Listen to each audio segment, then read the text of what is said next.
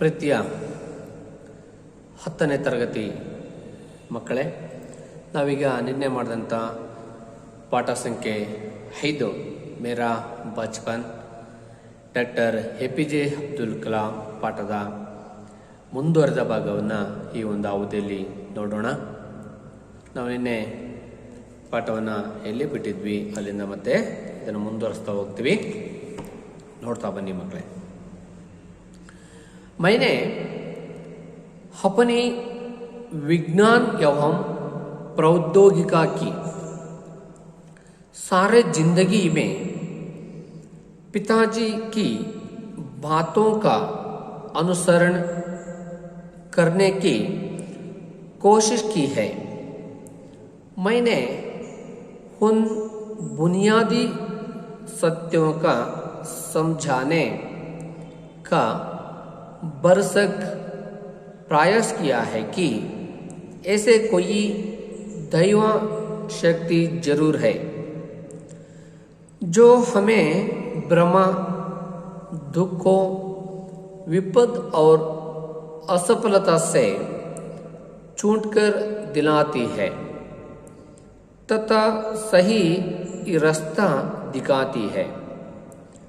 जब पिताजी ने लकड़ी की नौकाएं बनाने का काम शुरू किया, उस समय मैं 6 साल का था. है नौकाएं तीर्थयात्रियों को रामेश्वरम से धनुषकोटी चतुराई भी कहा जाता है तक लाने ले जाने के काम आती थी. एक स्थानीय ठेकेदार अहमद जलालुद्दीन के साथ पिताजी समुद्र तट के पास नौकाएं बनाने लगे. मैं अहमद जलालुद्दीन की मेरी बड़ी बहन जौहर के साथ शादी हो गई. नौकाओं को आकर लेते हुए मैं गौर से देखता था. पिताजी का घर बहरों काफ़ी अच्छा चला रहता था. एक दिन 100 मील प्रति घंटे की रफ्तार से हवा चलती और समुद्र के तूफान आ गया. तूफान में चतुराई के कुछ लोगों और हमारी नावें बहा गई. उसी में फंभन पुले भी टूट गया और यात्रियों से भरी ट्रेन दुर्घटना हो गई. तब तक मैंने सिर्फ समुद्र की खूबसूरती को ही देखा था. उसकी अपार एवं अनियंत्रित ऊर्जा ने मुझे तहत प्रभा कर दिया. उम्र में काफ़ी होने के बावजूद अहमद जलालुद्दीन मेरे अंतरंगा मित्र बना गया. मुझसे करीब 15 साल बड़े थे और मुझे आज़ाद कहकर पुकार करते थे. हम दोनों रोजना शाम को दूर तक साथ घूमने जाया करते. हम मस्जिद वाले गली से निकलाते और समुद्र के रेती थाट पर चला पड़ते. मैं और जलालुद्दीन प्राय आध्यात्मिक विषयों पर बातें करते. प्रसंगवशात मुझे यहाँ भी उल्लेखन कर देना चाहिए कि पूरे इलाके में सिर्फ जलालुद्दीन ही थे जो अंग्रेजी में लिखा सकते थे. मेरे परिचितों में जलालुद्दीन के बार बार शिक्षा का स्तर किसी का भी नहीं था। मैं ना ही किसी को उनके बाहरी दुनिया के बारे में पता था। जलालुद्दीन मुझे हमेशा शिक्षित व्यक्तियों, वैज्ञानिक खोज, समकालीन साहित्य और चिकित्सा विज्ञान की उपलब्धियों के बारे में बताते रहते थे। वही वे जिन्होंने मुझे सीमित दायरे से बाहर निकलकर नई दुनिया का बोध कराया। मेरे बाल्यकाल में पुस्तकें एक दुर्लभ वस्तु की तरह हुआ करती थी। हमारे यहाँ स्थानीय स्तर पर एक पूरा क्रांतिकारी यहाँ का ही है। उग्र राष्ट्रवादी M.T.R. मानिकम का निज पुस्तकालय था। उन्होंने मुझे हमेशा पढ़ने के लिए उत्साहित किया। मैं अक्सर उनके घर से पढ़ने के लिए किताबें ले आया करता था। दूसरे जिस व्यक्ति का मेरे बाल जीवन पर गहर असर पड़ा वहाँ मेरे चचारे भाई शमशुद्दीन थे। वहाँ रामेश्वरम में अखबारों के एकमात्र वितरक थे। अकबर रामेश्वरम स्टेशन पर सुबह की ट्रेन से पहुंचते थे, जो पंबन से आती थी। इस अकबर एजेंसी को अकेले शमशुद्दीन ही चलते थे। रामेश्वरम में अखबारों की जुमल 1000 प्रति बिकती थी। बचपन में मेरे 3 पक्के दोस्त थे। रामानंद शास्त्री, अरविंद और शिव प्रकाश थे। तीनों ब्राह्मण परिवार से थे। रामानंद शास्त्री तो रामेश्वरम मंदिर के सबसे बड़े पुजारी पक्षी लक्ष्मण शास्त्री का बेटा था। अलग अलग धर्म, पालन पोषण, पढ़ाई लिखाई को लेकर हम में से किसी भी बच्चे ने कभी भी आपस में कोई भेदभाव महसूस नहीं किया।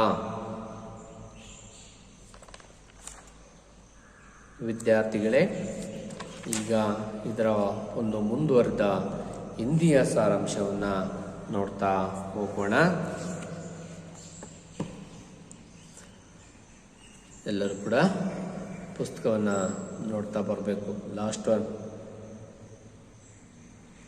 देखिए, अब्दुल कलाम मनाते थे कि अपने विज्ञान एवं प्रौद्योगिकी की सारे जिंदगी में अपने पिताजी की बातों का अनुसरण करने की कोशिश की है।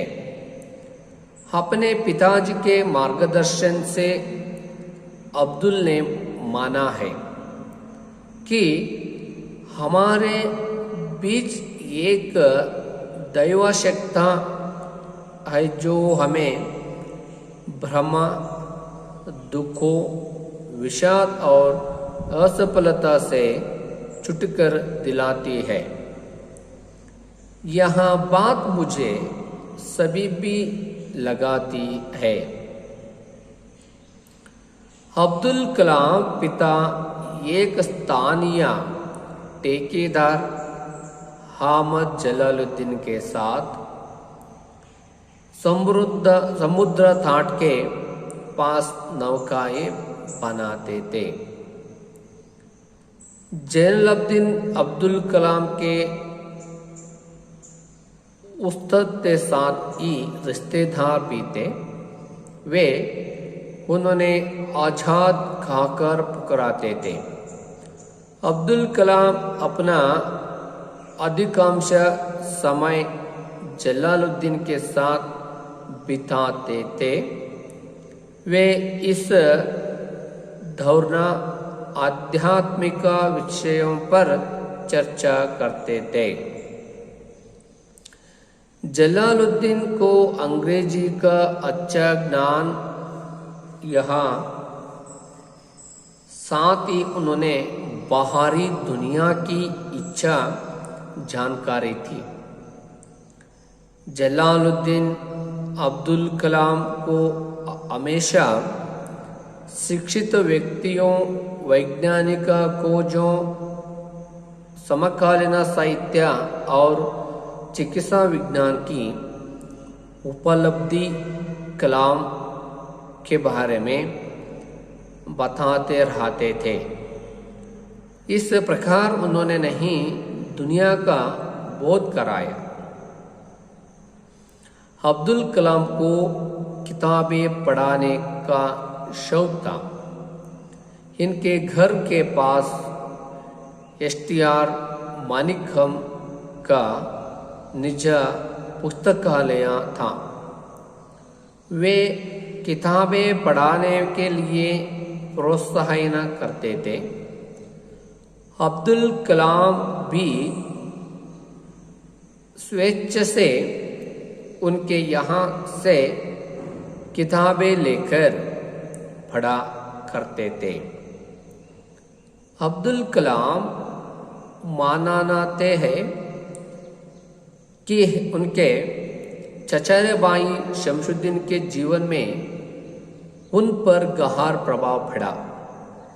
वे अकबर एजेंसी को अकेले ही चलाते थे। अब्दुल कलाम के 3 पक्के दोस्तों थे। उनके नाम इस प्रकार है: रामानंद शास्त्री, अरविंद और शिव प्रकाश थे। तीनों ही ब्राह्मण परिवार से थे। ಮಕ್ಕಳೇ, ಈಗ ನಾವು ಹಿಂದಿಯ ಸಾರಾಂಶವನ್ನು ನೋಡಿದ್ವಿ.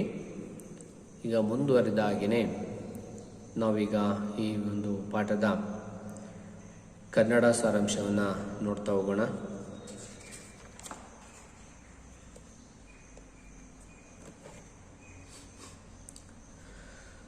ನಮಾಜ್ ಮಹತ್ವದ ಬಗ್ಗೆ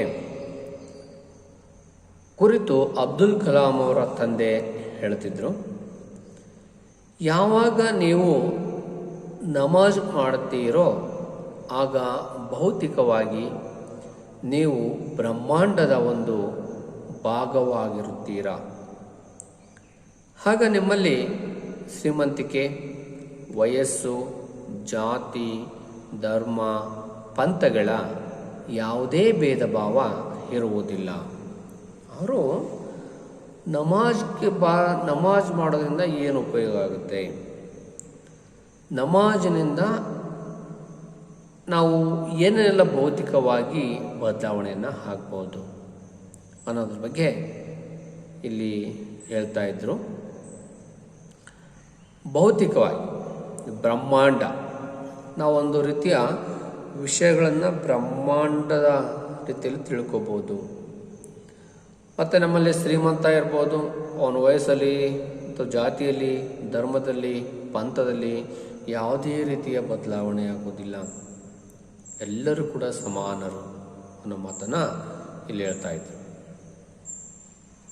APJ ಅಬ್ದುಲ್ ಕಲಾಂ ಅವರು ತಮ್ಮ ಇಡೀ ಜೀವನದಲ್ಲಿ ಯಾಂತ್ರಿಕತೆ ಮತ್ತು ವೈಜ್ಞಾನಿಕತೆ ಅನುಸರಿಸುತ್ತಿದ್ದಾರೆಂದು ಒಪ್ಪಿಕೊಳ್ಳುತ್ತಿದ್ದರು. ನೋಡಿ, ಅವ್ರ ಜೀವನದಲ್ಲಿ ನಂಬಿಕೆಗೆ ಕೊಟ್ಟಂಥ ಪ್ರಾಧಾನ್ಯತೆ ಮೂಢನಂಬಿಕೆಗೆ ಕೊಡ್ತಾ ಇರಲಿಲ್ಲ. ತಾಂತ್ರಿಕ ಅಂದರೆ ಟೆಕ್ನಿಕಲ್, ಸೈನ್ಸ್ ಮತ್ತು ವೈಜ್ಞಾನಿಕ ಇವೆರಡೂ ವಿಚಾರಗಳನ್ನು ಅವರು ಅನುಸರಿಸ್ತಾ ಇದ್ರು. ಆದರೆ ಅವರ ತಂದೆ ಮಾತುಗಳನ್ನು ಪಾಲಿಸುತ್ತಾ ಪ್ರಯತ್ನಿಸುತ್ತಿದ್ದರು. ಅವ್ರ ಜೊತೆಗೆ ತಾಂತ್ರಿಕತೆಯನ್ನು ಅಳವಡಿಸ್ಕೊಂಡ್ರೂ ಕೂಡ ಅವರ ತಂದೆಯ ಮಾತುಗಳನ್ನು ಪರಿಪಾಲನೆ ಮಾಡ್ತಾಕ್ಕೆ ಪ್ರಯತ್ನವನ್ನು ಪಡ್ತಾಯಿದ್ರು. ತನ್ನ ತಂದೆಯ ಮಾರ್ಗದರ್ಶನ ಇದೆಲ್ಲ ಬಹಳ ಮುಖ್ಯ. ಯಾವುದೇ ಒಬ್ಬ ವಿದ್ಯಾರ್ಥಿ ತನ್ನ ಜೀವನದ ಗುರಿಯನ್ನು ಮುಟ್ಟಬೇಕಾದ್ರೆ ಮಾರ್ಗದರ್ಶನ ಬಹಳ ಸಹಾಯಕ್ಕೆ ಬರುತ್ತೆ. ತಂದೆ ತಾಯಿಯಿಂದ ಆಗ್ಬೋದು, ಶಾಲೆಯಿಂದ ಆಗ್ಬೋದು, ಅಥವಾ ಸಮಾಜದಿಂದ ಆಗ್ಬೋದು. ಒಟ್ಟಾರೆ ಯಾವ ವಿದ್ಯಾರ್ಥಿ ಒಂದು ಒಳ್ಳೆಯ ಮಾರ್ಗದರ್ಶನ ಸಿಕ್ತು ಅಂತೇಳಿದರೆ ಅವನೊಬ್ಬ ಆದರ್ಶ ವಿದ್ಯಾರ್ಥಿ ಆಗೋದಕ್ಕೆ ಸಾಧ್ಯ ಆಗುತ್ತೆ. ಒಳ್ಳೆಯ ವಿಚಾರಗಳನ್ನು, ಒಳ್ಳೆಯ ಆದರ್ಶಗಳನ್ನು ಮೈಗೂಡಿಸ್ಕೊಳ್ಳೋದಕ್ಕೆ ಸಾಧ್ಯತೆ ಆಗುತ್ತೆ. ಅದಕ್ಕೆ ಉದಾಹರಣೆ APJ ಅಬ್ದುಲ್ ಕಲಾಂ ಜಿಯವರಾಗಿರ್ತಾರೆ. ಹಾಗಿದ್ದರು ಅವರು ಕೂಡ ಅವರ ತಂದೆಯ ಮಾರ್ಗದರ್ಶನದಲ್ಲೇ ನಡೀತಾ ಇದ್ದರು. ಅವ್ರು ಹೇಳಿದಂಥ ವಿಷಯಗಳನ್ನು ಹೇಳೋದಕ್ಕೆ ಪ್ರಯತ್ನ ಮಾಡ್ತಾಯಿದ್ರು. ಜೀವನದಲ್ಲಿ ಅಳವಡಿಸ್ಕೊಳ್ಳೋದಕ್ಕೆ ಪ್ರಯತ್ನವನ್ನು ಮಾಡ್ತಾಯಿದ್ರು. ಜೊತೆಗೆ ಅವರು ಒಂದು ನಿರ್ಧಾರಕ್ಕೆ ಹೇಳ್ತಾರೆ, ನಮ್ಮ ನಡುವೆ ಒಂದು ದೈವಶಕ್ತಿ ಇದೆ, ಅದು ನಮ್ಮ ಎಲ್ಲ ಭ್ರಮೆ ದುಃಖಗಳಿಂದ ದೂರ ಮಾಡುತ್ತದೆ ಮತ್ತು ಇದು ನಮಗೆ ಒಂದು ಸರಿಯಾದ ಮಾರ್ಗದರ್ಶನ ನಡೆಸುತ್ತದೆ. ಅಬ್ದುಲ್ ಕಲಾಂ ಅವರ ತಂದೆ ಒಬ್ಬ ಸ್ಥಳೀಯ ಗುತ್ತಿಗೆದಾರರಾದಂತಹ ಅಹಮದ್ ಕಲಾಂ ಅವರ ಜೊತೆಯಲ್ಲಿ ಅವರೇನು ಮಾಡ್ತಾಯಿದ್ರು, ಸಮುದ್ರದ ತೀರದಲ್ಲಿ ನೌಕೆಗಳನ್ನು ನಿರ್ಮಾಣ ಮಾಡ್ತಿದ್ದರು. ಇವರು ಒಂದು ಕಡೆ ತಾವು ತೆಗೆದುಕೊಂಡ ನಿರ್ಧಾರವನ್ನು ಪ್ರಬಲವಾಗಿ ನಂಬ್ತಾ ಇದ್ದರು. ಜೊತೆಗೆ ಅವರು ದೈವಶಕ್ತಿಯನ್ನು ಕೂಡ ಪಾಲಿಸ್ತಾ ಇದ್ದರು. ಅವೆರಡೂ ಕೂಡ ಬ್ಯಾಲೆನ್ಸ್ ಮಾಡ್ತಾಯಿದ್ರು. ಜೊತೆಗೆ ಅವರ ಅಬ್ದುಲ್ ಕಲಾಂ ಅವರ ತಂದೆ ಒಬ್ಬ ಸ್ಥಳೀಯ ಗುತ್ತಿಗೆದಾರ, ಕಾಂಟ್ರಾಕ್ಟ್ದಾರ. ಅಹಮದ್ ಅವರು ಸ್ಥಳೀಯವಾಗಿರುವಂತಹ ಅವರ ಸ್ನೇಹಿತರ ಜೊತೆ ಕೂಡಿ ಸಮುದ್ರದ ಹತ್ತಿರ ನೌಕೆಗಳನ್ನು ನಿರ್ಮಾಣ ಮಾಡುವಂಥ ಕೆಲಸದಲ್ಲಿ ಭಾಗವಹಿಸಿದ್ರು. ಕೆಲಸವನ್ನು ಮಾಡೋದಕ್ಕೆ ಪ್ರಾರಂಭ ಮಾಡಿದರು. ನಿಮಗೆ ಗೊತ್ತಿದೆ ಮಕ್ಕಳೇ, ನಮ್ಮ ಭಾರತ ದೇಶಕ್ಕೆ ವಾಸ್ಕೋ ಡಿ ಗಾಮ ಹೇಗೆ ಬಂದ, ಯಾವ ಮಾರ್ಗದ ಮುಖಾಂತರ ಬಂದ, ಮೊದಲು ಯಾವ ಸ್ಥಳವನ್ನು ತಲುಪಿದ ಅಂಥೇಳಿ ಸಮಾಜದಲ್ಲಿ ಓದ್ತಿರೋ ಹಾಗೆ ಸಮುದ್ರ ಇರುವ ಜಾಗದಲ್ಲಿ ಇವರಿದ್ದರಿಂದ ನೌಕೆಗಳನ್ನು ರೆಡಿ ಮಾಡುವಂಥ ಕೆಲಸವನ್ನು ಇವರು ಆಯ್ಕೆ ಮಾಡ್ಕೊಳ್ತಾರೆ. ನಂತರ ಜಲಾಲುದ್ದೀನ್ ರವರು ಅಬ್ದುಲ್ ಕಲಾಂ ಅವರಿಗೆ ಗುರುಗಳಾಗಿದ್ದರು. ಜಲಾಲುದ್ದೀನ್ ರವರು ಅಬ್ದುಲ್ ಕಲಾಂ ಅವರಿಗೆ ಗುರುಗಳಾಗಿದ್ದರು. ಅವರ ಭಾವ ಆಗಿದ್ದರು. ಅಬ್ದುಲ್ ಕಲಾಂ ಅವರ ಆಜಾದ್ ಎಂದು ಕರೆಯುತ್ತಿದ್ದರು. ಅವಾಗ ಇವರಿಗೆ ಅಬ್ದುಲ್ ಕಲಾಮಿಗೆ ಅಂತ ಕರೆತಿದ್ದು ಆಜಾದ್ ಅಂದರೆ ಸ್ವತಂತ್ರ. ಅಬ್ದುಲ್ ಕಲಾಂ ಅವರು ಬಹಳಷ್ಟು ಸಮಯವನ್ನು ಜಲಾಲುದ್ದೀನ್ ಅವ್ರ ಜೊತೆಯಲ್ಲೇ ಕಳೀತಿದ್ರು. ಯಾಕಂದರೆ ವಿಚಾರಗಳು, ಒಳ್ಳೆಯ ಭಾವನೆಗಳು, ಒಂದು ಒಳ್ಳೆಯ ಸಂಬಂಧಗಳು ಅವೆಲ್ಲವೂ ಅವ್ರ ಕಡೆ ಇದ್ದುದರಿಂದ ಹೆಚ್ಚು ಸಮಯವನ್ನು APJ ಅಬ್ದುಲ್ ಕಲಾಂ ಅವರು ಜಲಾಲುದ್ದೀನ್ ಜೊತೆ ಕಳೀತಾ ಇದ್ರು ಅನ್ನೋ ಮಾತನ್ನು ಹೇಳ್ತಾರೆ. ಹಾಗೆಯೇ ಇಂಥ ಸಂದರ್ಭದಲ್ಲಿ ಒಂದು ಆಧ್ಯಾತ್ಮಿಕ ವಿಚಾರಗಳ ಬಗ್ಗೆ ಚರ್ಚಿಸುತ್ತಿದ್ದರು. ಆಧ್ಯಾತ್ಮಿಕ ಇದು ಮುಗಿದೇ ಇರುವಂಥ ಒಂದು ವಿಷಯ. ಇದು ಆಧ್ಯಾತ್ಮ ಅಂದರೆ ಮಾತಾಡಿದಷ್ಟು ಕೇಳಿದಷ್ಟು ವಿಷಯಗಳು ಇದರೊಳಗಡೆ ಬರ್ತಾ ಇರ್ತವೆ. ಅದಕ್ಕೆ ನಾವು ಉದಾಹರಣೆ ರಾಮಾಯಣ, ಮಹಾಭಾರತ, ಭಗವದ್ಗೀತೆ ಇವನ್ನೆಲ್ಲವೂ ಕೂಡ ನೋಡಬೇಕು. ಪುಸ್ತಕಗಳನ್ನು ಅಭ್ಯಾಸ ಮಾಡಿದರೆ ನಾವು ಕೂಡ ಸ್ವಲ್ಪ ಆಧ್ಯಾತ್ಮಿಕವಾಗಿ ಸ್ವಲ್ಪ ವಿಷಯಗಳನ್ನು ತಿಳ್ಕೊಳ್ಳೋದಕ್ಕೆ ಸಹಾಯ ಆಗುತ್ತೆ ಅನ್ನೋ ಮಾತನ್ನು ಇಲ್ಲಿ APJ ಅಬ್ದುಲ್ ಕಲಾಂ ಜಿ ಅವರು ಮತ್ತೊಮ್ಮೆ ನೆನಪು ಮಾಡಿಕೊಡ್ತಾರೆ. ಹಾಗೆ ಜಲಾಲುದ್ದೀನ್ ರವರು ಆಂಗ್ಲ ಭಾಷೆ ಅಲ್ಲಿ ಅತಿ ದೊಡ್ಡ ಪರಿಣಿತಿಯನ್ನು ಪಡೆದಿದ್ದರು. ಆಂಗ್ಲ ಭಾಷೆ ಇವರು ಮೂಲತಃ ಉರ್ದು ಭಾಷೆ ಬರ್ತಾಯಿತ್ತು. ಜೊತೆಗೆ ಅವ್ರ ಮಾತೃಭಾಷೆ ತಮಿಳು. ಜೊತೆಗೆ ಅವರು ಆಂಗ್ಲ ಭಾಷೆಯನ್ನು ಹೆಚ್ಚು ಪರಿಣಿತಿಯನ್ನು ಹೊಂದಿದ್ದರು ಅವರ ಸ್ನೇಹಿತರಾದಂತಹ ಜಲಾಲುದ್ದೀನ್. ಅವರು ಪ್ರಪಂಚದಲ್ಲಿರುವಂತಹ ಬಹಳಷ್ಟು ವಿಷಯಗಳ ಬಗ್ಗೆ ಅವರೇನು ಮಾಡ್ತಾರೆ, ವಿಷಯಗಳ ತಿಳಿದುಕೊಂಡಿದ್ದಾರೆ. ಜಲಾಲುದ್ದೀನ್ ರವರು ಅಬ್ದುಲ್ ಕಲಾಂ ರವರಿಗೆ ಯಾವಾಗಲೂ ಉನ್ನತ ಶಿಕ್ಷಣ ಪಡೆಯುವ ಬಗ್ಗೆ, ವೈಜ್ಞಾನಿಕ ವಿಜ್ಞಾನದ ರಂಗದಲ್ಲಿ ಆಗಿರುವ ಸಾಧನೆಗಳ ಬಗ್ಗೆ ತಿಳಿಸ್ತಾ ಇದ್ರು. ನೋಡಿ, ಅವ್ರಿಗೆ ಮನಸ್ಸನ್ನು ಬದಲಾವಣೆ ಮಾಡೋದಕ್ಕೆ ಅದಕ್ಕೆ ಹೇಳಬೇಕು, ಒಳ್ಳೆಯವರ ಗೆಳೆತನ ಮಾಡು ಕಲ್ಲು ಸಕ್ಕರೆ ಹಂಗ ಅಂತೇಳಿ. ಒಳ್ಳೆಯವರ ಸ್ನೇಹಿತರಿದ್ಬಿಟ್ರೆ ನಾವು ಸ್ವಲ್ಪ ಅವರ ವಿಚಾರಗಳನ್ನು ಸ್ವಲ್ಪ ಬ್ಯಾಲೆನ್ಸ್ ಮಾಡಿಬಿಟ್ರೆ ಸಾಕು, ನಾವು ಕೂಡ ಬುದ್ಧಿವಂತರಾಗಿಬಿಡ್ತೇವೆ. ನಾವು ಕೂಡ ಒಬ್ಬ ಉನ್ನತವಾದಂಥ ವ್ಯಕ್ತಿ ಆಗೋದಕ್ಕೆ ಕಾರಣೀಭೂತರಾಗ್ತೇವೆ. ಅದಕ್ಕೆ ಉದಾಹರಣೆ APJ ಅಬ್ದುಲ್ ಕಲಾಂ ಜಿ ಅವರಾಗಿರ್ತಾರೆ. ಹಾಗಾಗಿ ರಾಮೇಶ್ವರಂ ಒಂದು ಚಿಕ್ಕ ನಗರವಾಗಿರುವುದರಿಂದ ಅವರು ಪ್ರಪಂಚದಲ್ಲಿ ಆಗುತ್ತಿರುವ ಹೊಸ ಬೆಳವಣಿಗೆಗಳನ್ನು ಅರಿವನ್ನು ಬೆಳೆಸುತ್ತಿದ್ದರು. ಅವರು ಚಿಕ್ಕ ಗ್ರಾಮದಲ್ಲಿದ್ದರೂ ಕೂಡ ಜಗತ್ತಿನ ಯಾವುದೇ ಮೂಲೆಯಲ್ಲಿ ಆದಂಥ ವಿಜ್ಞಾನಗಳ ಬದಲಾವಣೆಯನ್ನು ಅವರು ಪರಿಚಯವನ್ನು ಮಾಡಿಕೊಡ್ತಾ ಇದ್ದರು. ಜೊತೆಗೆ ಅದನ್ನು ಬೆಳೆಸುವಂಥ ಪ್ರಯತ್ನವನ್ನು ಕೂಡ ಅವ್ರು ಮಾಡ್ತಾಯಿದ್ರು. ಅಬ್ದುಲ್ ಕಲಾಂ ಅವರು ಪುಸ್ತಕಗಳನ್ನು ಓದುವ ಆಸಕ್ತಿ ಬಹಳ ಇತ್ತು. ನಾವು ಪುಸ್ತಕವನ್ನು ಅದಕ್ಕೆ ಒಂದು ಕಡೆ ಹೇಳ್ತಾರೆ, ನಮಗೆ ಯಾರು ಸ್ನೇಹಿತ ಇದ್ದರೂ ಕೂಡ ಇಲ್ಲದೇ ಇದ್ದರೂ ಕೂಡ ಪರವಾಗಿಲ್ಲ, ಒಂದು ಪುಸ್ತಕವನ್ನು ನಾವು ಪರಿಚಯವನ್ನು ಮಾಡಿಕೊಂಡ್ರೆ ನಮಗೆ ಸಾವಿರಾರು ಜನ ವಿದ್ಯಾರ್ಥಿಗಳು ಸ್ನೇಹಿತರು ಪರಿಚಯ ಆಗ್ತಾರೆ. ಒಂದು ಪುಸ್ತಕ 1000 ವಿದ್ಯಾರ್ಥಿಗಳ 1000 ಸ್ನೇಹಿತರಿಗೆ ಸಮ ಅನ್ನೋ ಮಾತನ್ನು ಕೂಡ ಕಲಾಂ ಅವರು ಹೇಳ್ತಾ ಹೋಗ್ತಾರೆ. ಇವರ ಮನೆ STR ಮಣಿಕಂ ಒಬ್ಬ ಕ್ರಾಂತಿಕಾರಿಯಾಗಿದ್ದಂತಹ ಸ್ವಂತ ಗ್ರಂಥಾಲಯವಿತ್ತು. ಮಾಣಿಕಂರವರು ಅಬ್ದುಲ್ ಕಲಾಂ ಅವರಿಗೆ ಪುಸ್ತಕಗಳನ್ನು ಓದಲು ಪ್ರೋತ್ಸಾಹಿಸುತ್ತಿದ್ದರು. ಈ ಕ್ರಾಂತಿಕಾರಿಗಳು ಅಂತ ಹೇಳಿದ ತಕ್ಷಣ ನೆನಪು ಬರೆದು, ಇವರು ಕ್ರಾಂತಿ ಮಾಡ್ತಾರೆ, ಶೂಟ್ ಮಾಡ್ತಾರೆ, ಭಯೋತ್ಪಾದನೆ ಮಾಡ್ತಾರೆ ಅಂತೇಳಲ್ಲ. ಕ್ರಾಂತಿ ಮೀನ್ಸ್ ರೆವಲ್ಯೂಷನ್ ಮೀನ್ಸ್ ಮನಸ್ಸಿನ ಬದಲಾವಣೆ, ವಿಚಾರಗಳ ವಿನಿಮಯ ಮಾಡ್ತಿರುವಂಥ ಒಬ್ಬ ವ್ಯಕ್ತಿ ಮಾಣಿಕಂ. ಆ ಮಾಣಿಕಂ ಅವರ ಮನೆಯಲ್ಲಿ ಅಪಾರವಾಗಿರುವಂಥ ಪುಸ್ತಕಗಳನ್ನು ಒಂದು ಲೈಬ್ರರಿ, ಗ್ರಂಥಾಲಯ ರೀತಿಯಲ್ಲಿ ಮಾಡಿಕೊಂಡಿದ್ದರು.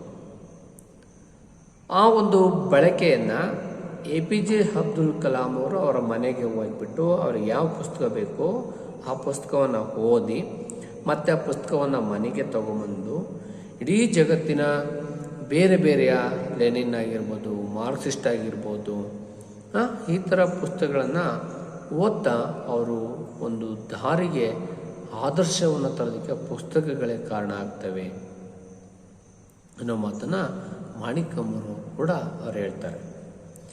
ಜೊತೆಗೆ ಅಬ್ದುಲ್ ಕಲಾಂ ಅವರು ಒಂದು ಸ್ವ ಇಚ್ಛೆಯಿಂದ ಪುಸ್ತಕಗಳನ್ನು ತೆಗೆದುಕೊಂಡು ಓದ್ತಿದ್ರು. ಅವ್ರು ಸ್ವಲ್ಪ ಹಣವನ್ನು ವ್ಯಯ ಮಾಡ್ತಾಯಿದ್ರು ಮತ್ತು ದುಂದು ವೆಚ್ಚವನ್ನು ಮಾಡ್ತಾ ಇದ್ದಿಲ್ಲ. ಜೊತೆಗೆ ಅವರು ಪುಸ್ತಕಗಳನ್ನು ಕೂಡ ಖರೀದಿ ಮಾಡ್ತಾಯಿದ್ರು. ಖರೀದಿ ಮಾಡ್ತಾಯಿದ್ರು ಮತ್ತು ಖರೀದಿ ಮಾಡಿದ್ದನ್ನು ಆಳವಾಗಿ ಅಧ್ಯಯನವನ್ನು ಮಾಡ್ತಾಯಿದ್ರು. ಅಬ್ದುಲ್ ಕಲಾಂ ಅವರು ಚಿಕ್ಕಪ್ಪನವರ ಮಗನಾದಂತಹ ಶಂಸುದ್ದೀನ್ ರವರ ಜೀವನವು ಇವರ ತಂದೆಯ ಇವರ ಮೇಲೆ ತುಂಬ ಆಳವಾದಂಥ ಪ್ರಭಾವವನ್ನು ಬೀರುತ್ತೆ. ಶಂಸುದ್ದೀನ್ ಅವರ ಜೀವನ APJ ಅಬ್ದುಲ್ ಕಲಾಂ ಜಿ ಅವರ ಜೀವನದ ಮೇಲೆ ತುಂಬ ಆಳವಾಗಿರುವಂಥ ಪ್ರಭಾವವನ್ನು ಕೂಡ ಬೀರುತ್ತೆ ಅನ್ನೋ ಮಾತನ್ನು ಹೇಳ್ತಾರೆ. ಅದು ಹೇಗೆ? ಜನ ಆತ್ಮೀಯ ಸ್ನೇಹಿತರಾಗಿದ್ದರು.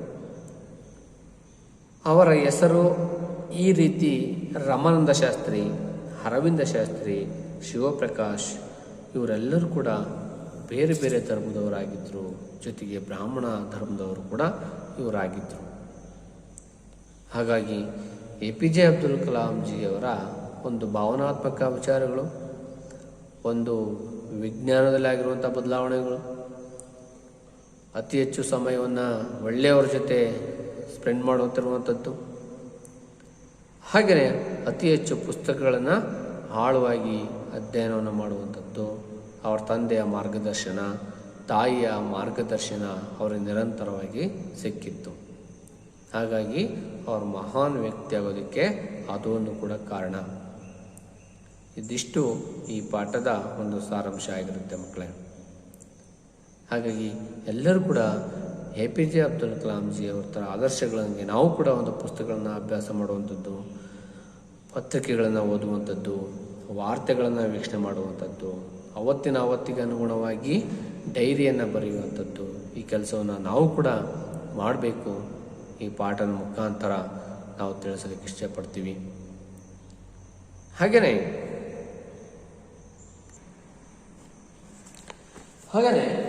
ಈ ಪಾಠದಲ್ಲಿ ಬರುವಂಥ ಕೆಲವೊಂದು ಶಬ್ದಾರ್ಥಗಳನ್ನು ನೋಡ್ತಾ ಹೋಗೋಣ. ಬರ್ಕೊಂತಾರಲ್ವಾ? ಶಬ್ದಾರ್ಥ.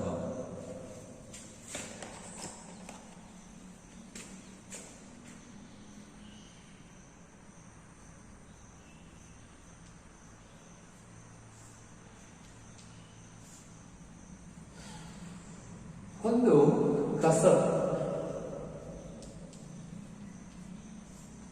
ಕಸಬ್ ಅಂದ್ರೆ ಚಿಕ್ಕ ಪಟ್ಟಣ.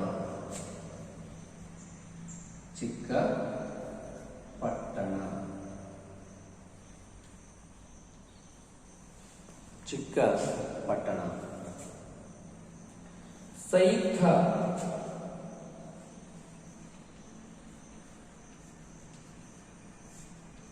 ಸೈಥ ಸಂಯುಕ್ತ.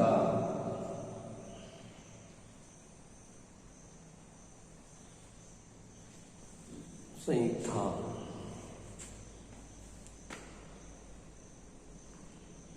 ಜೀವನ ಸಂಗಿನಿ. ಜೀವನ ಸಂಗಿನಿ ಹೆಂಡತಿ. ಜೀವನ ಸಂಗಿನಿ ಅಂದ್ರೆ ಯಾರು? ಹೆಂಡತಿ. ಸಮುಚಿತ. ಸಮುಚಿತ ಆರೋಗ್ಯ. ಆರೋಗ್ಯ ಅಥವಾ ಯೋಗ ಅಥವಾ ಯೋಗ್ಯ ಅಂತೇಳಿ ಕರಿತೀವಿ. ಯೋಗ್ಯ. ಥಾಟ್. ತೀರ. ಸಮುದ್ರದ ದಂಡೆಗೆ ನಾವು ಥಾಟ್ ಅಂತ ಕರಿತೀವಿ. ತೀರ. ರಫ್ತರ್. ರಫ್ತರ್ ವೇಗ. ರಫ್ತರ್ ವೇಗ. ಅಸರ್. ಅಸರ್ ಪ್ರಭಾವ.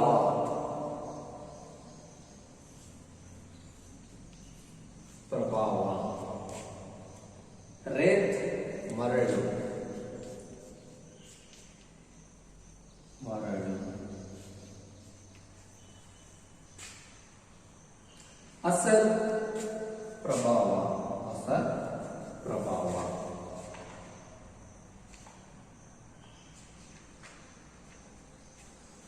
ಇದಿಷ್ಟು ಇದ್ದಾವ ಮಕ್ಕಳೇ. ಇನ್ನು ಮುಂದುವರೆದಂಥವನ್ನ ಮುಂದಿನ ಪೀಡಲ್ಲಿ ಹೇಳ್ತಾ ಹೋಗೋಣ. ಈಗ ನೆಕ್ಸ್ಟು ನಾವು ಕೆಲವೊಂದು ವಿಲೋಮ ಶಬ್ದಗಳು, ವಿಲೋಮ ಶಬ್ದಗಳನ್ನು ನೋಡ್ತಾ ಹೋಗೋಣ. ಬಹುತ್, ಕಮ್, ಅಚ್ಚ, ಬುರ. ಅಚ್ಚ ಬುರ. ಬಡ, ಚೋಟ.